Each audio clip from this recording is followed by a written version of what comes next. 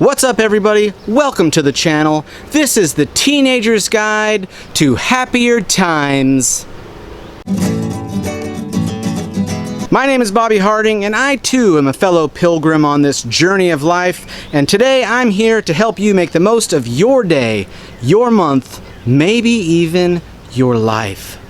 In these videos, I will be sharing a snippet of ancient wisdom, a little word about what that might mean for our lives, and then one practical thing you can do today to help you become even more awesome than you already are. This is episode 4, special edition, Robots and Mandalas. How come as soon as I start filming this thing, everyone decides to start doing yard work? I don't even know what kind of machine that is making that sound. Sounds like an airplane's taking off. I don't like it, not one bit. So thanks for tuning in. Let's get started.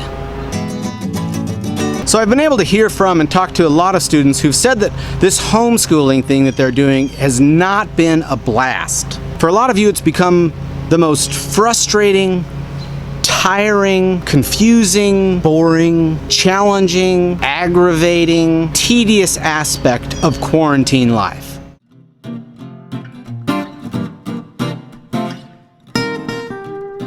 Homeschooling. Every time it's the same old story. The planning and organizing. The reading and explaining.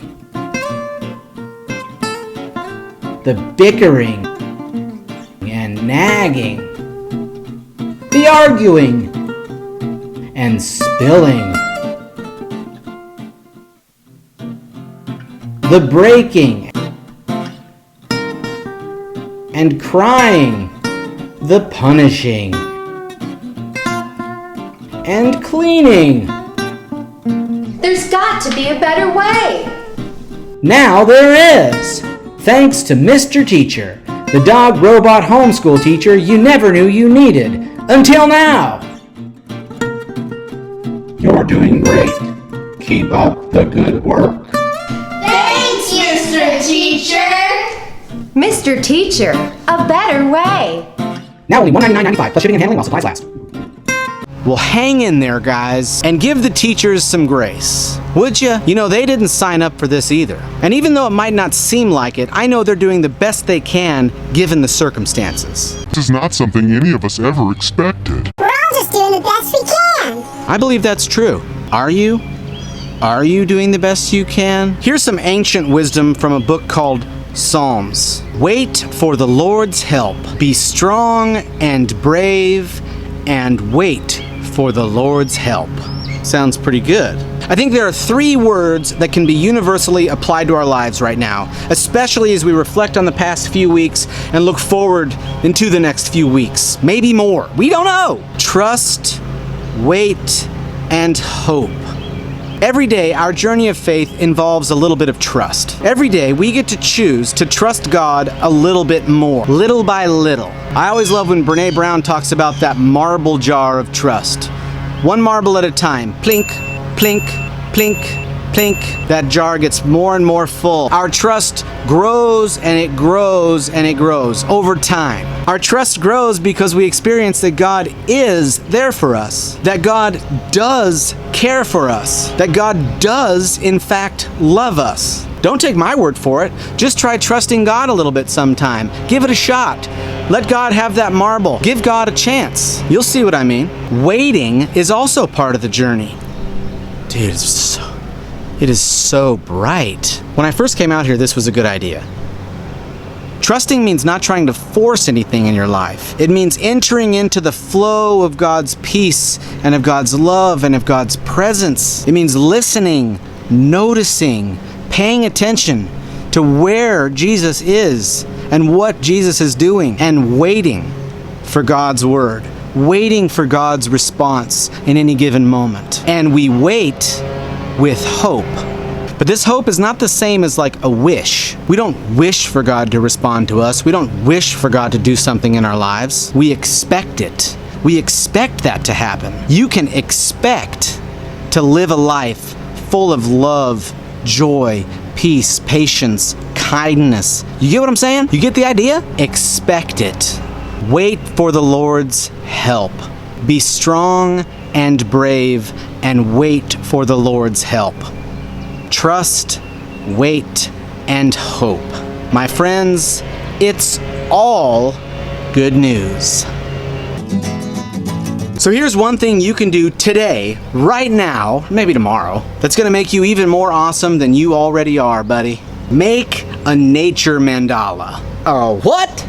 A nature mandala. This might be familiar to you, especially if you went on our camping trip last year. Mandala is a Sanskrit word that means circle. And so a mandala is an abstract design that usually takes the form of a class circle. And they generally have one identifiable center point from which emanates this design, an array of symbols, shapes, form. Yes, that would be a design. And the reason that mandalas are awesome is when we create them, they can represent the connection between our inner selves and our outward reality. What's going on in here and what's going on out there. It can represent the connection between the parts and the whole. Are you with me? The unity of life and the countless ways life can be expressed. That's deep. So here's how to do it. The sky's the limit with mandalas. You have absolute freedom of expression here.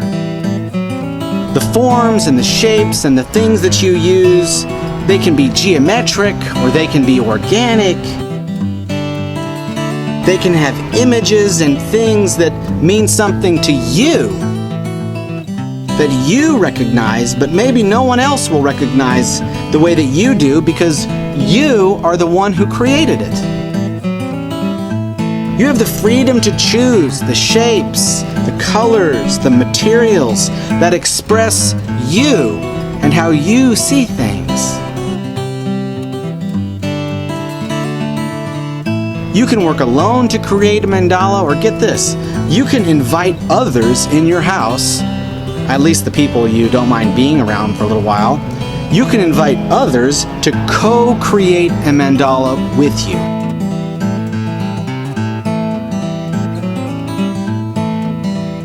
Here's the one rule I'm going to give you. Well, it's actually more of a guideline than a rule. Try to make sure you only use natural items that resonate with where you are at home. In other words, for this mandala, don't use like pieces of Lego or Hot Wheels or, USB cables or something. Just use stuff from nature. You know what I'm talking about.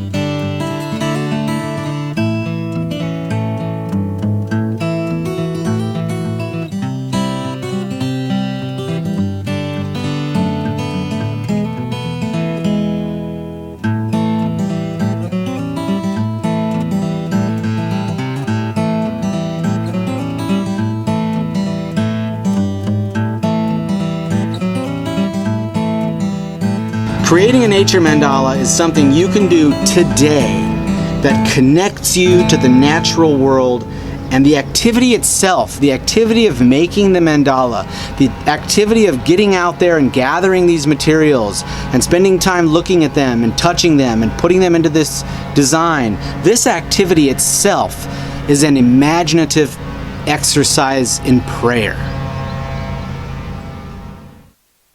You guys, you can find lots of examples of nature mandalas online. Just Google them and you'll see what I mean. In fact, my sister-in-law is a pro at making nature mandalas, and you can find a link to her Instagram in the description below. I mean, look at this. Look at what she can do.